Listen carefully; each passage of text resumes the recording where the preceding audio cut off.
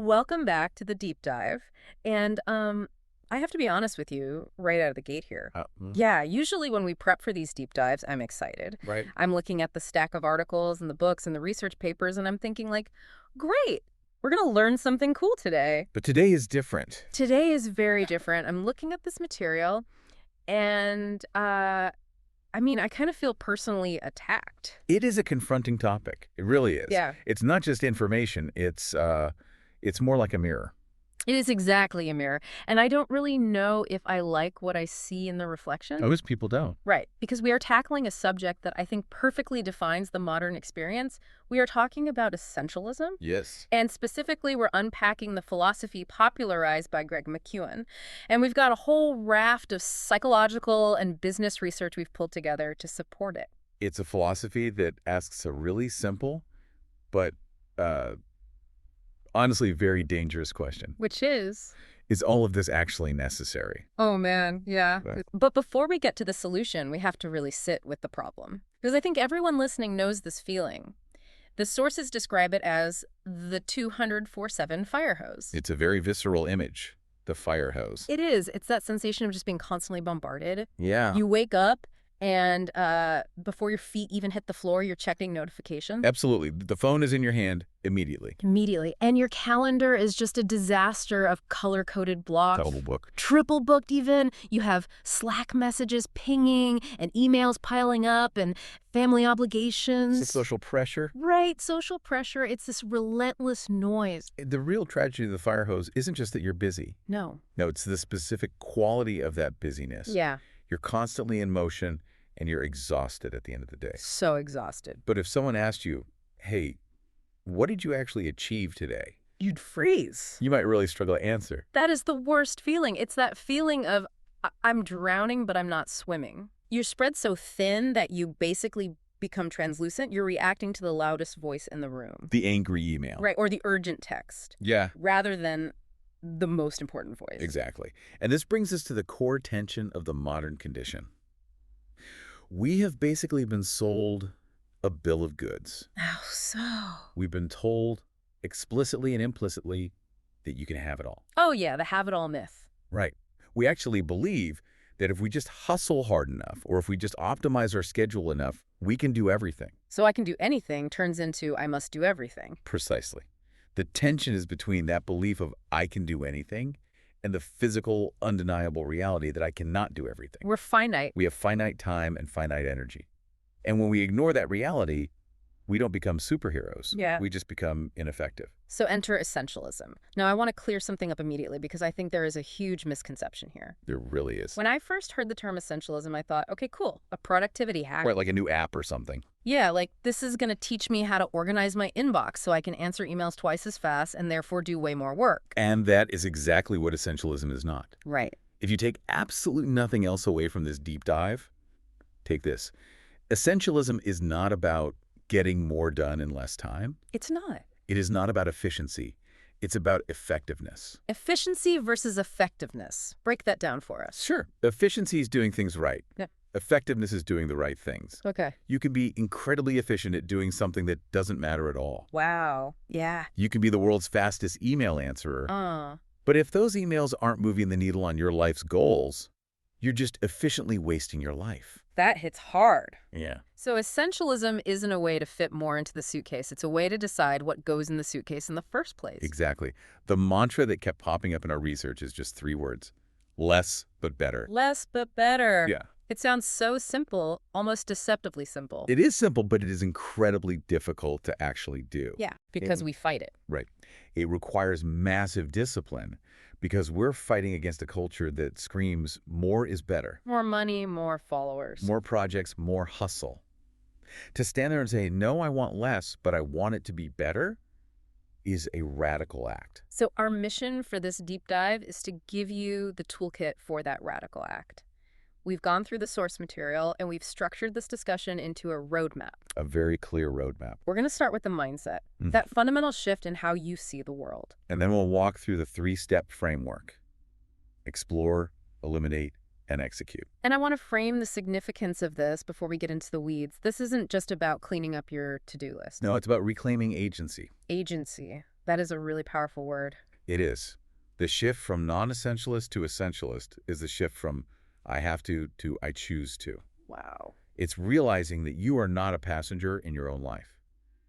You are the driver. Which is terrifying. It's terrifying, but it's also the only way to actually live. I love that. Okay, let's get into part 1. The mindset. The essentialist versus the non-essentialist. Because the sources make it super clear that this isn't just about what you do. It's about who you are. Or how you think at a base level. Right. So let's look at the non-essentialist first. This is the default setting for most of us. Definitely for me. The non-essentialist operates under 3 fatal assumptions. I have to. It's all important. Okay. And I can do both. I can do both. Does that sound familiar? I am guilty of this every single day.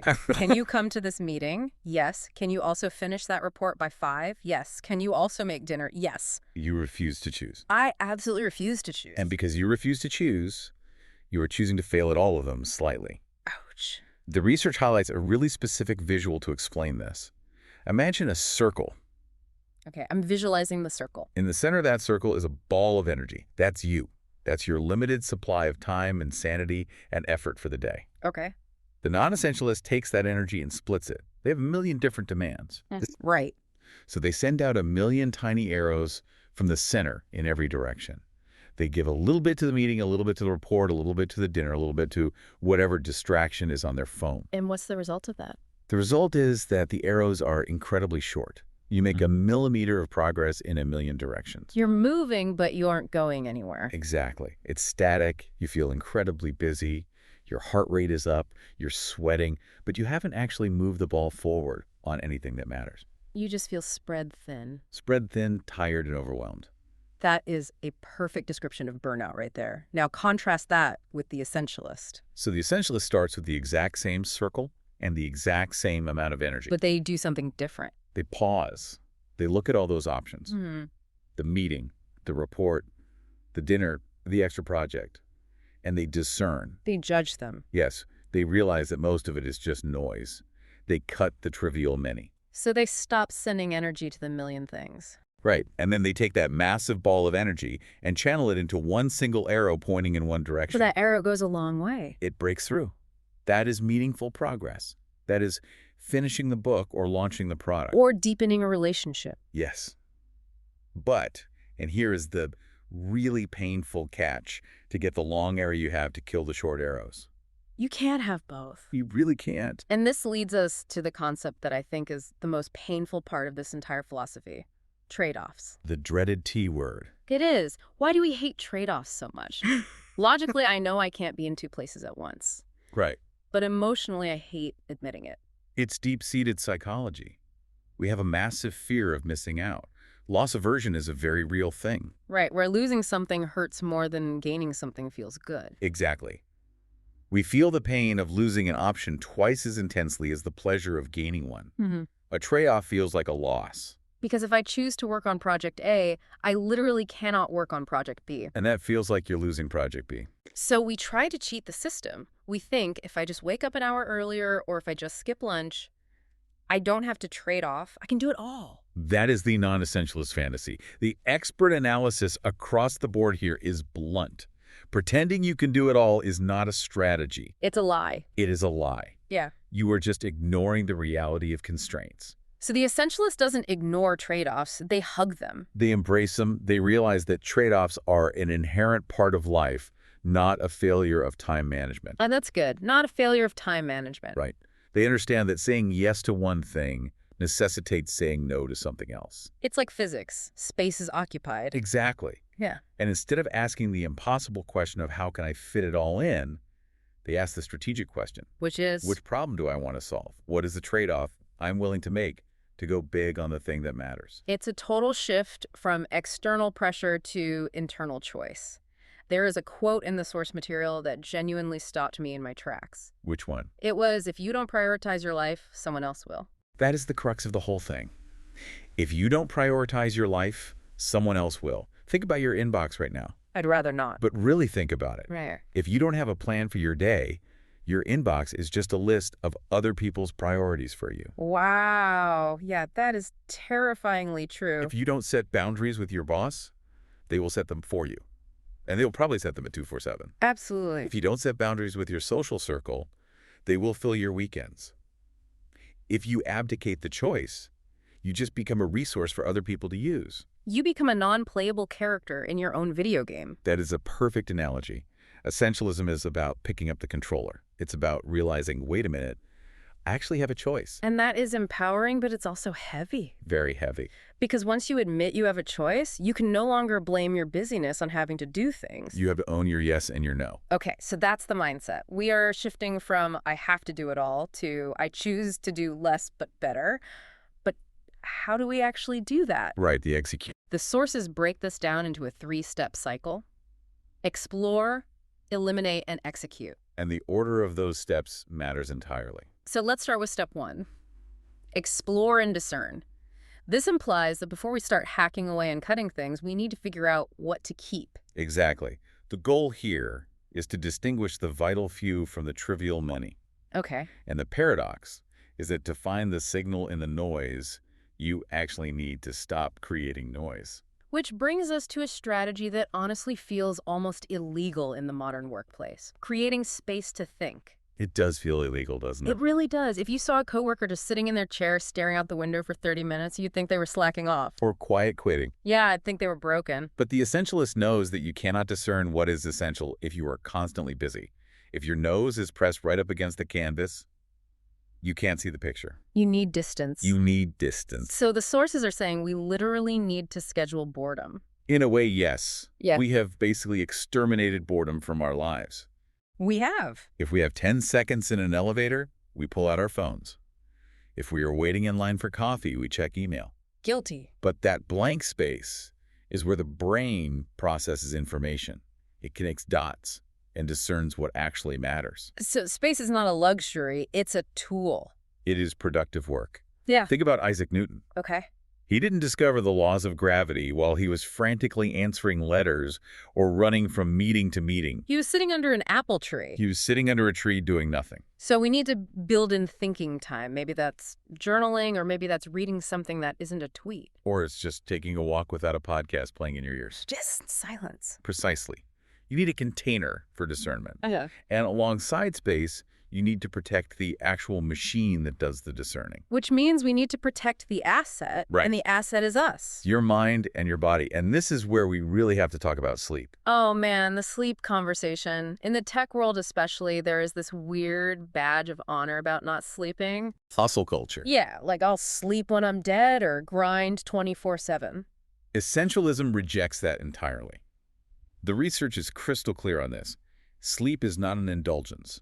It is a strict prerequisite for high performance. What actually happens to the brain when it's tired? Like the essentialist brain. It shuts down your executive function, which is the part of the brain responsible for prioritization, decision-making, and emotional control.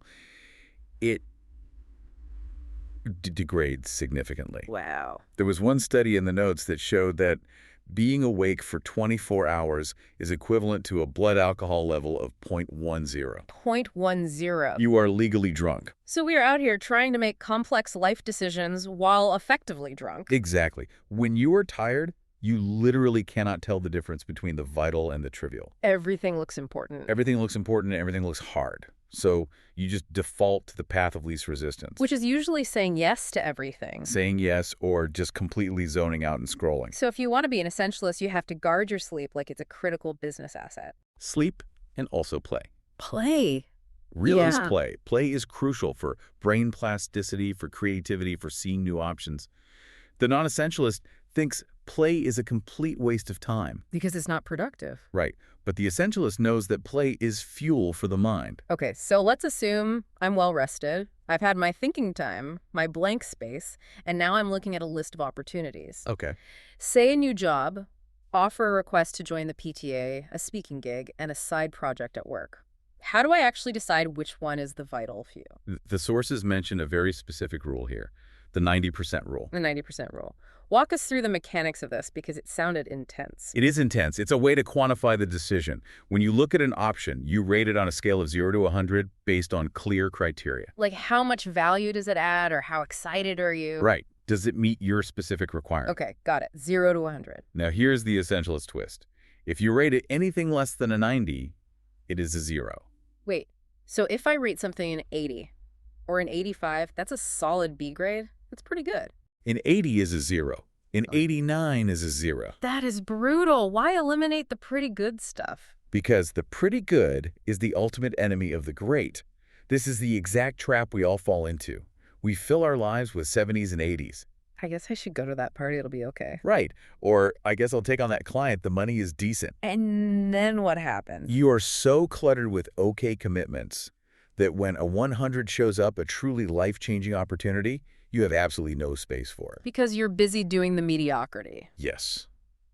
You have to eliminate the dangerous middle ground. There's a catchphrase in the notes that sums this up perfectly. If it isn't a hell yes, it's a no. That is the ultimate mantra. If it isn't a hell yes, it's a no. I love that because it's binary. It completely removes the waffle. It forces you to be honest with yourself. We often say maybe or yes just because we feel guilty. Oh, all the time. But if you ask, is this a hell yes, and the answer is, it's all right, then the answer is a hard no. That brings us perfectly into part 2, eliminate, because identifying the no is one thing. It's the easy part. Actually saying no to a human being's face, that is where I crumble. Step 2 is ruthless subtraction. And you are right. This is where the rubber meets the road socially. It is absolutely the hardest part. Why is it so hard? Why do we hate saying no so much? Because we are social animals. We are hardwired to belong to a group. We are wired to please others so we don't get kicked out of the tribe. Right. We deeply fear that if we say no, we will be rejected or we will hurt someone's feelings and damage the relationship. I have definitely said yes to things I absolutely hated just to avoid 5 seconds of awkward silence. No, we all have. Every single one of us. But the essentialist understands a really key distinction. You must separate the decision from the relationship. Unpack that for me. Denying the request is not the same as denying the person. Oh. You can value the person, you can love the person, and still say no to the invite. Okay, but how? I need practical scripts here because my default is just panic. The sources gave us a few examples of the graceful no. Yes. The key to a graceful no is clarity and kindness. One really great script is the trade-off no. How does that go? It goes like this. I would love to help, but I'm currently focused on this other priority, and I need to give that my full attention. I like that. You aren't just saying, I don't want to do your thing. Right. You are saying, I am a professional who is disciplined about my focus. Exactly. It frames the no as a commitment to quality. Another really good one is the competence no. Which is? I don't have the bandwidth to give this the attention it deserves. That one is fantastic because it sounds so respectful. You're basically saying, I respect your project too much to do a half-hearted job on it. Precisely. And here is a truly fascinating insight from the behavioral experts. People actually respect a clear no than a non-committal yes. Really? More respect for a no? Think about it from your own experience. Have you ever asked someone to do something and they said, sure, maybe I'll try, and then they completely ghosted you? Yes, and it is infuriating. Or they did a terrible rush job because they didn't really have time. I'd much rather they just told me no up front so I could find someone else to do it. Exactly. When you protect your time, you actually signal to the world that your time has value. That makes so much sense. If you say yes to everything, your time is cheap. Yeah. When an essentialist says yes, people know they actually mean it. Their no is what gives their yes power. So we need to trade a moment of popularity for long-term respect? That is exactly the trade. Now, what about the things we are already doing? The zombie commitments? The living dead of our calendars. Right. The stuff we said yes to 6 months ago that we now deeply regret. The sunk cost fallacy. This is a massive barrier to elimination. Explain sunk cost for us just so everyone is on the same page. It's the psychological tendency to continue doing something just because we have already invested resources into it. Time, money, effort. It's like I've been on this boring committee for 3 years. I can't quit now. Or I spent $100 on these concert tickets I have to go, even though it's pouring rain and I have the flu. We feel like quitting means wasting that past investment. But the reality is the investment is already gone. You cannot get the time back. You cannot get the money back. It's spent. It is spent. The only rational question left is, do you want to waste future time as well? The sources suggest a really specific test question to break this spell. They call it the uncommit strategy. It's a great question. What is it? The question is, if I weren't already involved in this, how hard would I work to get into it today? Oh, man. That is a clarity killer right there. It cuts right through the bias. Ask yourself, if I wasn't already on this committee, would I submit an application to join it today? If I didn't own this stock, would I buy it today? Right. And if the answer is heck no, Then you have to get out. immediately, you just cut your losses. The sources also mention a technique called the reverse pilot. I thought this was super interesting. Usually a pilot program is testing something new. What is a reverse pilot? A reverse pilot is testing removing something. It's an experiment in straight-up subtraction. Give me a concrete example of that. Okay, let's say you send out a weekly status report at work every Friday. It takes you an hour to write and pull all the data. Okay. But you secretly suspect that nobody actually reads it. Do a reverse pilot. Meaning... Stop sending it. Just stop. Don't tell anyone. That feels bold. Just stop sending it and see if anyone actually screams. Right. If nobody mentions it for 3 weeks, guess what? It was completely non-essential. And you just got an hour of your life back every single week? It's like doing a life audit. Yes. And this leads to the idea of a stop-doing list. We all have massive to-do lists. Essentialists have very vivid, active stop-doing lists. Like, I will stop checking email before 10 a.m. I will stop attending the Tuesday update meeting where nothing happens. I will stop trying to please this specific toxic client. Yes, it's subtraction as a core strategy. Okay, so we've explored and we found the hell yes. We've eliminated, so we said the graceful no, and we killed the zombie commitments. Now we have the vital few things left on our plate. Which brings us to step 3. Execute. Make it effortless. Right. Now, this part is genuinely interesting to me because I usually associate important work with hard work. Blood, sweat, and tears. Exactly. I think I need to grind, I need to hustle, I need to push the boulder up the hill. That is the force approach. The non-essentialist tries to achieve their goals by just adding more raw effort. They power through. Right. Essentialism asks a totally different question. It asks, how can I make this easier? It almost sounds like cheating. It's not cheating, it's just physics. It's moving from force to flow. Okay. Flow. Think of a garden hose. If the water isn't coming out of the end, you have 2 options. Yeah. You can crank up the pressure at the spigot, which is force, Or or you can walk down the length of the hose, find the kink, and just untwist it. That's flow. so the essentialist looks for the kinks, the obstacles. Right. It's about system design. If you want to do the essential thing, your job is to remove the friction preventing it. Can you give us a concrete example of removing friction? Let's talk about morning routines. Yeah. Routines are the ultimate tool for removing friction. Let's say your essential goal is to exercise every morning. But you wake up and you have to decide, do I want to run? Where are my shoes? Is it cold out? I have that exact debate every morning. Right. And every time you debate, you are using up willpower. And willpower is a finite resource. Exactly. Eventually, decision fatigue sets in and you just stay in bed. True. But if you lay out your clothes the night before, you put your shoes right by the door, and you have a strict rule that says, when the alarm goes off, my feet hit the floor, you remove the decision entirely. You automate the behavior. You make the essential action the default action.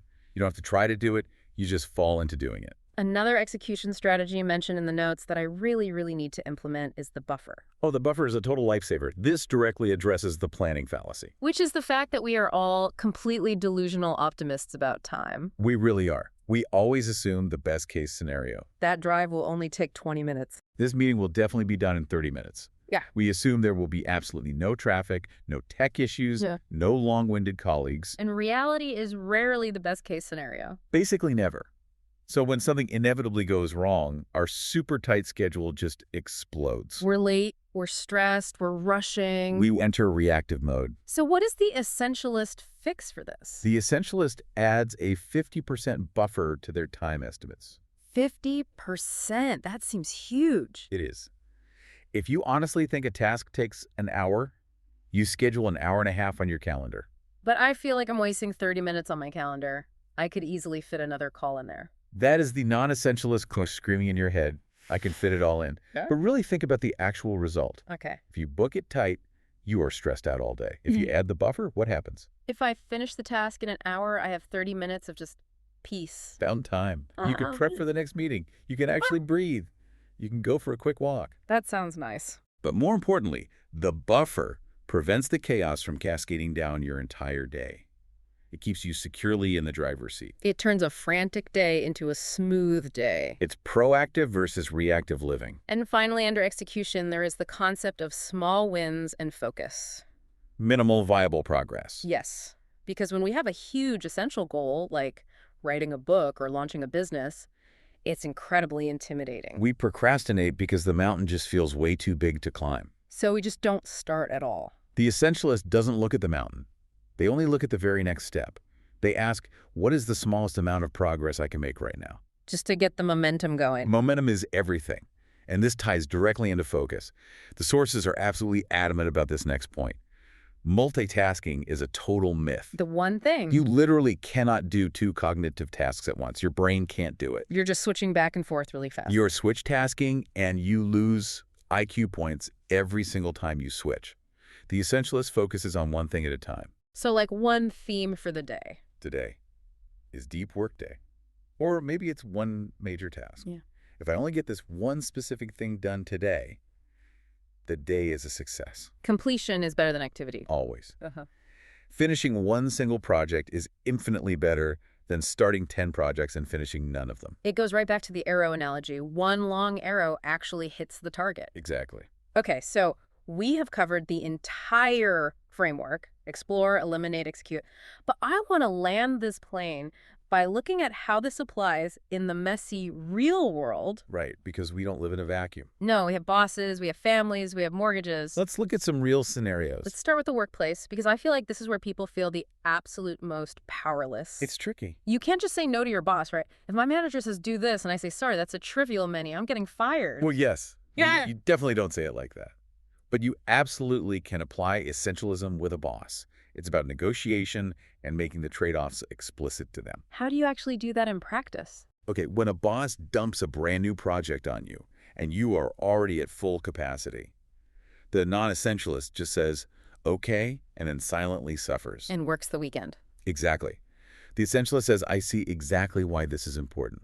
Right now, I am fully committed to Project A and Project B. I can take on this new project, but it will mean pausing Project A or delaying Project B, given our team goals, which is the priority for you. Oh, that is so good. You aren't saying, I won't do the work. You are asking the manager to actually manage. You are illuminating the hidden trade-off. Yes. You are saying, I have finite capacity. Where do you want to invest in? And usually the boss doesn't even realize you are overloaded. Exactly. Often they will say, oh, I didn't realize you were so swamped. Keep working on Project A. The new thing can wait until next quarter. And even if they say drop Project A, you still win because you aren't doing both. And you gain massive respect for managing your workload like a professional. What about in our personal lives? This is really about presence. In the modern world, we deeply suffer from what they call distraction contagion. We are physically present, but mentally absent. We are at dinner with our partner, but we're checking email under the table. We are at the park with our kids, but we are endlessly scrolling Instagram. The sources talk about JOMO here. The joy of missing out. We all know FOMO, fear of missing out. What exactly is JOMO? JOMO is the deep, quiet satisfaction of knowing you are exactly where you are supposed to be doing exactly what you were supposed to be doing. Wow. It's choosing to be at the park with your kids and realizing this right here is the essential task right now. And just letting go of the anxiety about what you aren't doing. Right. It's fully accepting the trade-off. I am missing the email thread right now, and that is completely okay because I am gaining this actual moment with my family. Finding focus in a very distracted world. Yes. It sounds so peaceful, honestly. It is. It's the peace of mind that comes from total alignment. And looking at the really, really big picture, the sources touch briefly on the 20-year thesis. Yet this is the ultimate context for all of this. Yeah. It is very hard to decide what is essential today if you don't know where you want to be tomorrow. It's the North Star. Exactly. The essentialist defines a single highest aim for the long haul. In 20 years, I want to have built X. Or in 20 years, I want to be Y. And once you have that big picture, the daily microscopic decisions become so much easier. It becomes an automatic filter. Does this podcast invite, help me get to the 20-year goal? If yes, keep it. If no, eliminate it. It dramatically simplifies the complexity of life.